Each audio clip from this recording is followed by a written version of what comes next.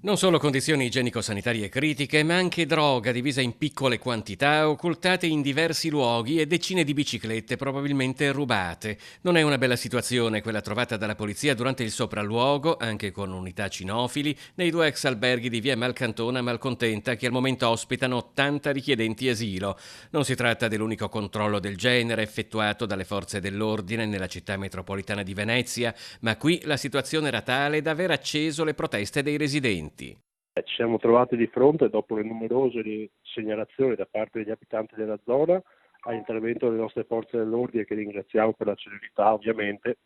e che ha dimostrato che all'interno della struttura vi era la presenza di sostanze stupefacenti e di droga, quindi un'illegalità diffusa oltre a quelle di numerose biciclette di dubbia provenienza che evidentemente andrà accertata. Il punto rimane che questi alloggi per queste persone, che spesso non hanno nemmeno il diritto di rimanere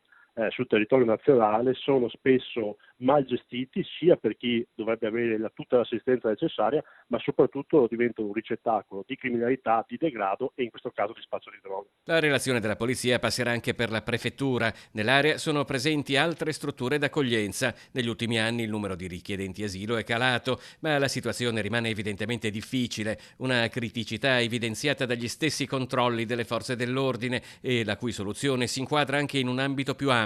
di livello nazionale. Bisogna sveltire i processi di riconoscimento, perché ci sono persone che hanno un reale diritto all'assistenza e quindi a rimanere in questo paese come profughi, ma oltre il 75% questo diritto non ce l'hanno. Se andiamo nello specifico di Malcontenta, inoltre, la diminuzione c'è già stata, prima erano 180 persone, oggi sono 130, però la domanda che mi viene da farmi è: com'è possibile che chi seguiva, in questo caso la cooperativa, che seguivano questa struttura e queste persone, non si fossero resi conto che all'interno vi era il consumo, l'uso e presumibilmente anche lo spazio di stupefacenti?